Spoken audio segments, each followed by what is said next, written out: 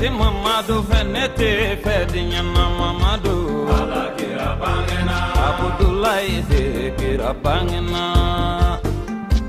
abangena amba aminata de kira bangena Muhammadu ala kira bangena minumbi kira feata nufle abangena makankalu de kira bangena. Anison Djalimeka au kumbe foire du Mauludu sugu kene konana foire du Mauludu mi ni anyogon kumbe insira senka coopération de Bamako fait ka ubolo di Shérif la télévision ma te fagibin oka deme nyogonya kadara kononana ame aula donia ka fo o sugu bayin kononana société Gracieux Abran Forever alebe foire sugu kene kononi aka costume dagabanaw ye endu finu ina fokomi endu muso ka dampew uko munuma ko sariw forokia qualité nyuma obela jelene toneno ubolo kene konana ukala sigidemi ni obe mali jamana kone anno alebe na nyefoli kani uka produit ka ani haklina mbala foire kula Mauludu boyen kama anye a fendo lati wala sa Slamaw ani andi manaw olu ka se ka damu sɔrɔ a kɔnɔna na an tɔw ye fini de an bɛ finiw de feere diinɛ ye fini minnu fɔ minnu bɛ mɔgɔ sutura an b'o finiw de feere i n'a fɔ forokiya minnu ni u tisi bɛ bɔ Dubaï nka maa de b'an bolo minnu b'a kalan yan donc an kɛlen don k'olu fana labɛn k'o bila ani Hindu fana ka finiw muso bɛ se ka danpe fini minnu don n'a b'a ye Hindu la an b'o fana feere o bɛ muso sutura kosɛbɛ fini ɲumanw de don a b'u pari a b'u sutura ani chemise ɲumanw fana ka bɔ Italie an ka chemise ye qualité de donc ani chemise tɔw tɛ kelen qualité ɲumanw de don o bɛ bɔ Italie de an bɛ chemise gansan feere nka sauté de b'an bolo ani Hindu de bɛ baara la Hindu dun u bɔra n'u ka tissu ye fɔrɔjan dɔ bɔra Dubaï dɔ bɔra Hong Kong u bɛ vɛsiw kalan u bɛ abakosu fana kalan ministre ka finiw b'o caman de kalan bon ne yɛrɛ de n'u bolo donna ɲɔgɔn bolo donc n y'a essayer n ko an ka forokɛw fana fara an bolo kan bon ni foire banna an bɛ sɔrɔ ACI la ACI 2000. Baba Duguri ka butiki cogelen do fajigila sugu la nga u kɛlen do kana ni foire in kɔnɔna ni u ka sanni feerefɛnw caman i n'a fɔ komi bazɛnw vaccins ni labɛnfɛn wɛrɛw caman o b'u bolo sugu in kɛnɛ kɔnɔna na an ka jɛ an ka u lamɛn. An nana ni bazɛnw ye gɛzinɛriw bɛ yan irisiw bɛ yan galamaw bɛ yan nɔ bon denmisɛnnin fini kalannenw fana bɛ yan nɔ ka fara kan olu bɛɛ b'an bolo yan nɔ ka feere bon daraw bɛ yan nɔ ka fara kan ani yirolow fana bɛ yan nɔ ka fara kan couverniw fana bɛ yan ka fara kan an b'olu bɛɛ feere bon musofiniw bɛ yen cɛfiniw fana bɛ yen nɔ bazɛn na ani vaccins la ni mago b'a fɛn fɛn na an b'a dɔ sɔrɔ ka d'i ma a kalannen n'a kalabali bɛɛ bon ne kɔni welewelekan don ka se jama bɛɛ lajɛlen ma n'a se bɛ mɔgɔ min ye ka na foire kɛnɛ kan i jija i ka na pour que i fana bɛ se ka lakodɔn cogo min na parce que foire ni a dabɔra le feerekɛyɔrɔ bɛɛ ka lakodɔn fo a dabɔra o de kama donc ni fana sera ka na n'a courage donnera ka na n'i sera ka na donc i ka feerekɛyɔrɔ b'i lakodɔn jama b'i lakodɔn o la.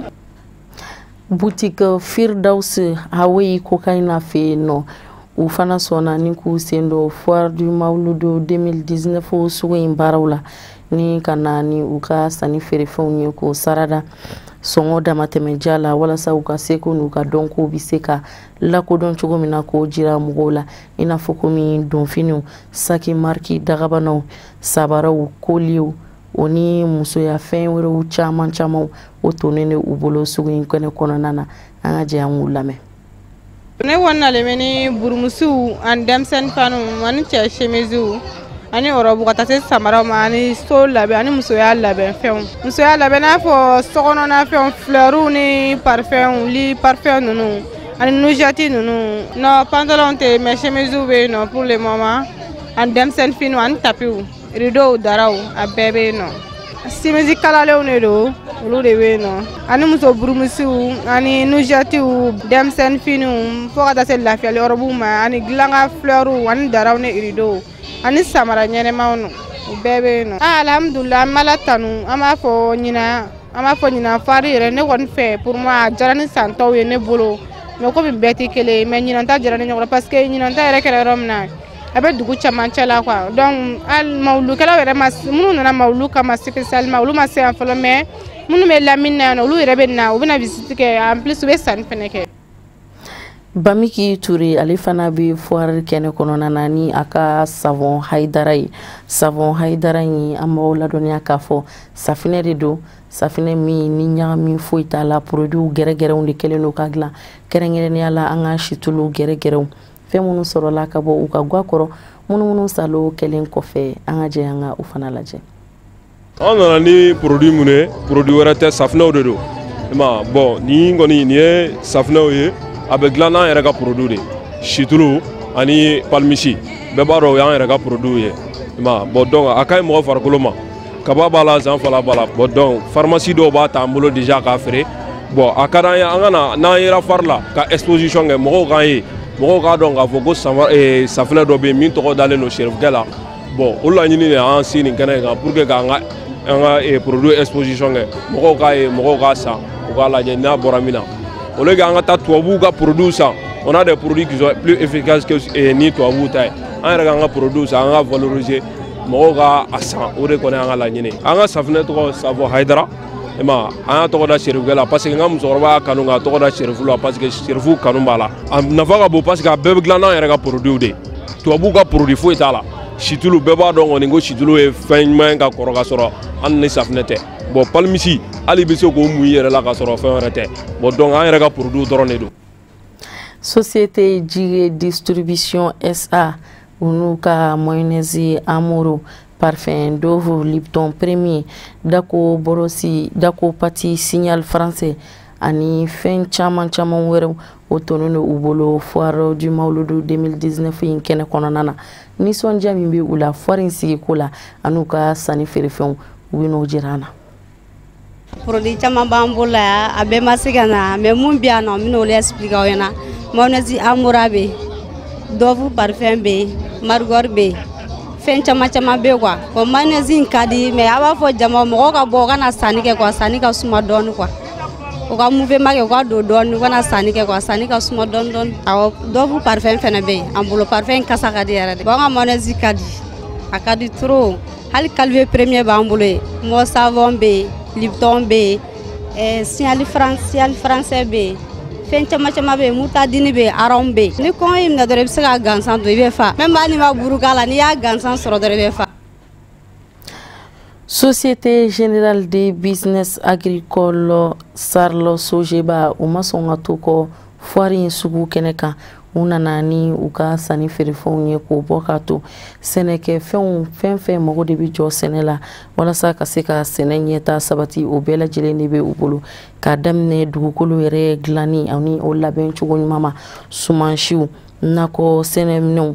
a bɛɛ lajɛlen binfagalanw ani baganiw o bɛɛ lajɛlen de bɛ u bolo kɛnɛ in kɔnɔna na walasa ka se k'u ka feerefɛnw lakodɔn an ka jɛ an ka u fana lamɛn. Kɛnɛ in kan an nana ni nakɔsiw de ani pompe komi yɛrɛ ɲɛ b'a la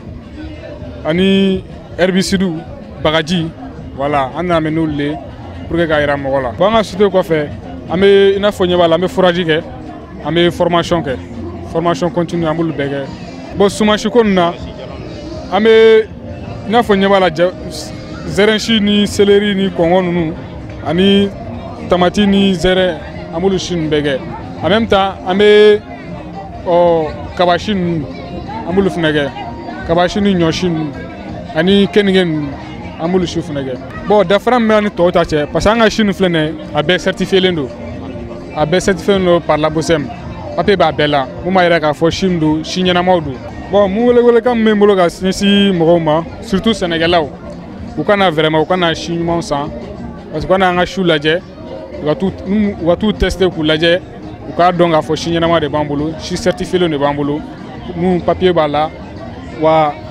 a rendement ka ɲi fɛnɛ. Société Kumbati Jok ani Aspiration des Femmes olu dagayɔrɔ bɛnnen don Amdalayi ACI 2000 la Bamako yan nɔ u ka sanni feerefɛnw na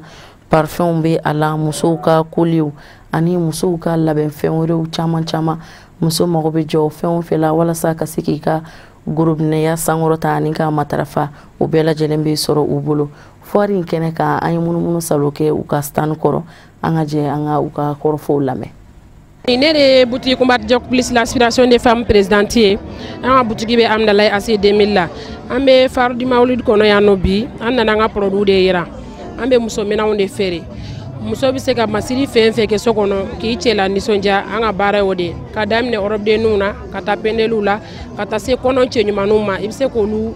tɔgɔ sɛbɛn kɔnɔ minnu na pour que musow bɛ se k'u cɛw la nisɔndiya so kɔnɔ cogoya min na an b'olu de feere an bɛ muso sɛgɛrɛw feere seri dilanlenw ani cɔgɔnw ni babiw ani sokɔnɔ parfɛnw minnu bɛ sokɔnɔna kasa tigɛ an b'o bɛɛ de feere aw yɛrɛ ɲɛ bɛ an ka wusulanbɛlɛw la wusulanbɛlɛ cɛ ɲumanninw minnu bɛ sokɔnɔna pari salon kɔnɔna taw b'an bolo nɛnɛ ta wagatiw b'an bolo électriquement b'an bolo tuma min na ni tasuma tɛ sɔrɔ olu b'an bolo an bɛ verrew fana dilan verre complet ka table manger décoré n'a ye i bɛ se k'i cɛ tɔgɔ sɛbɛn a la i n'a fɔ i bɛ se ka diyaɲɛ kumaw fɔ a ɲɛna cogoya min na donc an ka baara y'o de aw yɛrɛ ɲɛ bɛ minɛnw bɛɛ la kɛnɛ kan ka ban wusulanko kɔni o kuma tɛ yen wusulan kasa dumanw b'an bolo ayiwa sokɔnɔ minɛn sɛgɛrɛ wɛrɛw bɛ yen olu bɛ tɛ se ka ɲɛfɔ olu bɛɛ bɛ sɔrɔ butigi kɔnɔna na cɛ parfɛnw b'a la muso parfɛnw b'a la sokɔnɔna yɛrɛ taw b'a la kuma dɔw la tasuma tɛ sɔrɔ ka wusulan don i bɛ sin ka dɔw fiyɛ mukɛti kan dɔrɔn sokɔnɔna suma bɛ sin ka bali ka diya ten olu fana bɛ yen nɔ. Boutique B12 u sɔrɔ yɔrɔ u cogolen de don Bagadaji u bɛ immeuble Semaga o sanfɛla la foire in kɛnɛ kɔnɔna na u nalen don ni u ka ɔrɔbu cɛɲumanninw ye burumusiw ijabu ani fɛn wɛrɛw caman an ka munumunu salo ye an sebu ka guakɔrɔ nisɔndiya min b'u la sugu in sigiliko la an'u ka sanni feerefɛnw u bɛ n'o jira an na. Ne yɛrɛ la ni fɔlu Mawlidu nin y'a tako sabanan ye mais nin ne yɛrɛ siɲɛ fɔlɔ a kɛnɛ kan bon tiɲɛ yɛrɛ la ne nana ni ɔrɔbu ani burumusiw pirata porto a bɛɛ de b'a la ne nana n'a bɛɛ ye bon tiɲɛ yɛrɛ nin ne siɲɛ fɔlɔ a la alhamdulillah sanni bɛ ka kɛ dɔɔni dɔɔni clients min na u bɛ sanni kɛ n ka minɛn ka d'u ye u b'a san dɔɔni dɔɔni sanni bɛ ka kɛ yɛrɛ bon ne ka feerefɛnw a bɛɛ b'a la ne bɛ burumusi feere ne bɛ ɔrɔbu feere donc a caman ne b'a caman de feere donc ni n ka clients mago bɛ min na exactement n nana ni burumusiw ni ɔrɔbu de ye n'i yɛrɛ ɲɛ b'olu la donc olu de bɛ n bolo nin waati sisan bon tiɲɛ yɛrɛ ne tɛ cɛfini feere ne bɛ musofini dɔrɔn de feere o ye ne ka baara tiɲɛ yɛrɛ la bon n yɛrɛ kɔni n yɛrɛ dalen don a la muso masirilan don parce que ni muso kɔni y'a dɔn kɔni i bɛ masiri i bɛ cɛ ɲɛ fana i bɛ sutura a dabɔlen don o de kama donc o de kama an y'a bɛɛ k'a la burumusi musokɔrɔba minnu sutura ka di minnu olu bɛ se ka burumusi san bon ɔrɔbu évasionnew b'an bolo fana i b'a dɔn i bɛ pari i bɛ taa fan bɛɛ fɛ n'a ye i tɛ i fari tɛ bɔ a fɛ k'a fɔ ko fini nɔrɔla n na o t'a la sutura finiw kɔni don tiɲɛ la an b'o baara de la. An bɛ waleɲumandɔn foli kɛ ka ɲɛsin sugu in dɛmɛba jɛkulu ma ni o ye a sponsor ye Tefaki Bin ka foli lase coopération de Bamako ma olu minnu ye sugu in sigili hakilina ta ka u bolo di Sherifila télévision ma walasa yanga ani sankɔrɔta bɛ se ka di sugu in baara ma cogoya minnu na aw k'an bɛɛ laseli nata ni Ala sɔnna ma an bɛna na ɲɔgɔn sɔrɔ munumunu salo la sugu in kɔnɔ tuguni.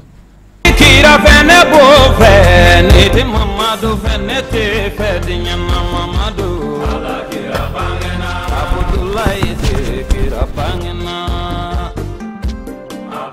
amba aminata de kira bangena Muhammadu ala kira bangena minum bi kira fe atanu fle abangena makankalu de